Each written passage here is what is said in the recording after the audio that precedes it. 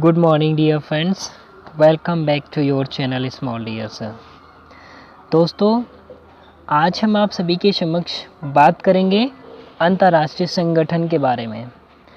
देखिए मित्रों, हमारी अंतर्राष्ट्रीय संगठन से रिलेटेड एक वीडियो पहले ही यूट्यूब पर अपलोड हो चुकी है और ये आज हमारा उसी का पार्ट 2 हम लोग आपके समक्ष लेकर आए हैं।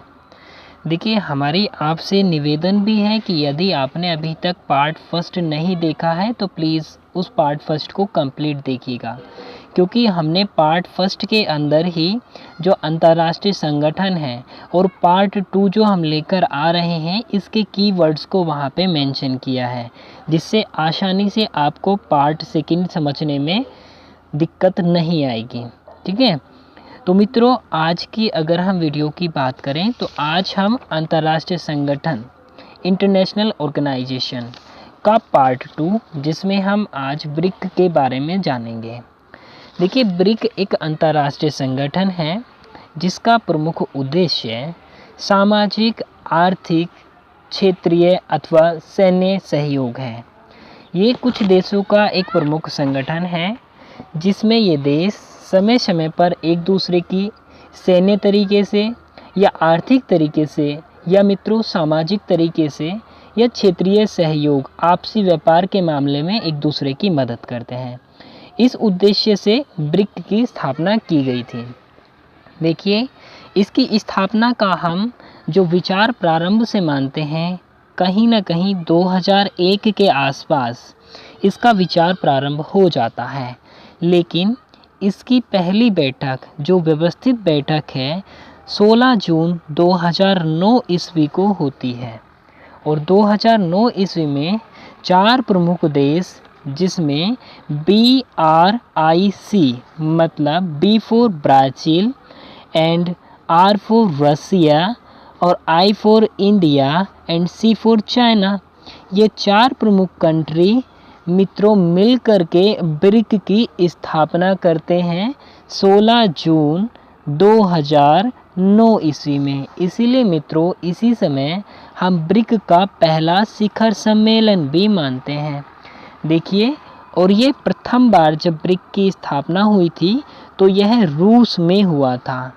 देखिए, इस समय ब्रिक जो सम्मेलन है आपका या ब्रिक जो अंतर्राष्ट्रीय संगठन है, इसमें देशों की संख्या जो countries he total number of countries यहाँ पे 4 है।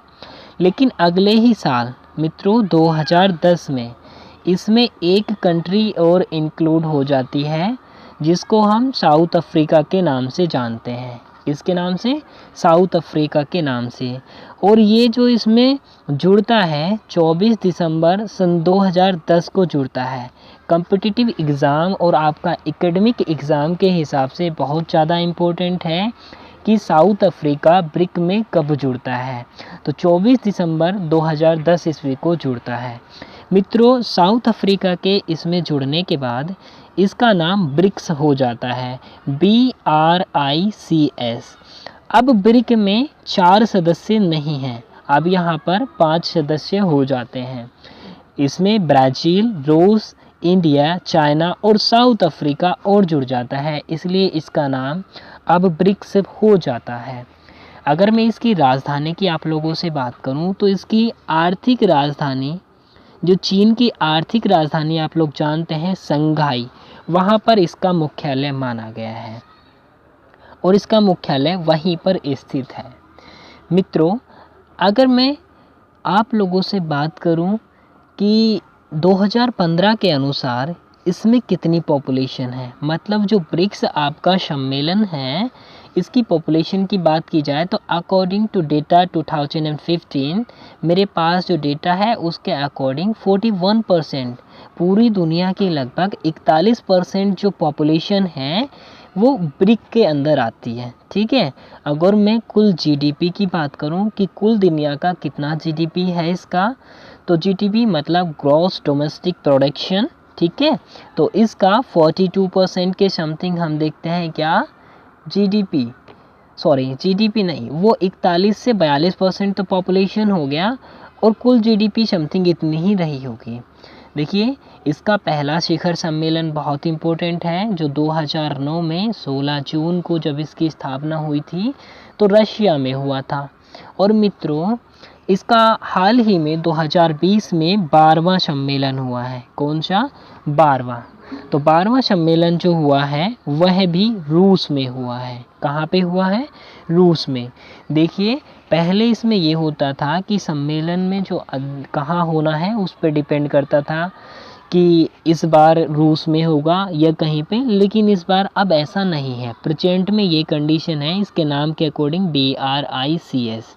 तो मित्रों, अगर ब्राज़ील में इस बार हुआ है तो नेक्स्ट टाइम रूस में होगा, मतलब नाम की क्रम संख्या के आधार पर अब इसका सम्मेलन होगा।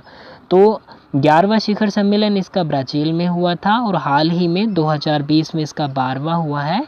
तो अगला नंबर रशिया में, तो सिंपली रशिया में ही हुआ होगा। ओके, मुझे उम्मीद है आप लोगों को समझ में आ गया होगा। देखिए मित्रों, अगर इसके वित्तीय ढांचे की मैं बात करूं तो वित्तीय ढांचा जो है इसका, उसके अंतर्गत न्यू डेवलपमेंट बैंक आता है, जिसका पहले नाम ब्रिक डेवलपमेंट बैंक हुआ करता था, लेकिन प्रेजेंट में इसका नाम NDB, ठीक है, न्यू डेवलपमेंट बैंक है, जो 2014 में इसकी स्थापना के लिए साइन किए जाते हैं NDB, न्यू डेवलपमेंट बैंक के, लेकिन 2015 से ये अपना एक्टिव रूप से कार्य करना प्रारंभ कर देता है। मित्रों, इसका हेड ऑफिस मैंने जैसे आप लोगों को पहले बताया, जो हमारा चाइना है, चाइना की आर्थिक राजधानी जो संघाई है, वहाँ पर NDB का क्या है? हेड ऑफिस है, मतलब मुख्यालय है। मित्रों, मुझे उम्मीद है कि आपको आज जो ब्रिक्स से रिलेटेड बातें थी वो समझ में आई होंगी, और यदि आपको अभी तक थोड़ी दिक्कत है समझने में तो वीडियो को पॉज कीजिए एंड फिर अगेन कंप्लीट दोबारा से देखिएगा, तो चीज़ें आपको आसानी से समझ में आ जाएंगी। और इसे समझने के लिए सबसे इम्पोर्टेंट बात है कि आपको हमारे पहले वाले वीडियो लेक्चर को कंप्लीट देखना होगा, क्योंकि वहाँ पर हमने इससे रिलेटेड कुछ कीवर्ड्स को वहाँ पे मेंशन किया है, ताकि जो समझने की एक इकाई है वहाँ से आप लोगों का जनरेट हो जाए। तो इसलिए प्लीज़ वीडियो को शुरू से देखिएगा। धन्यवाद।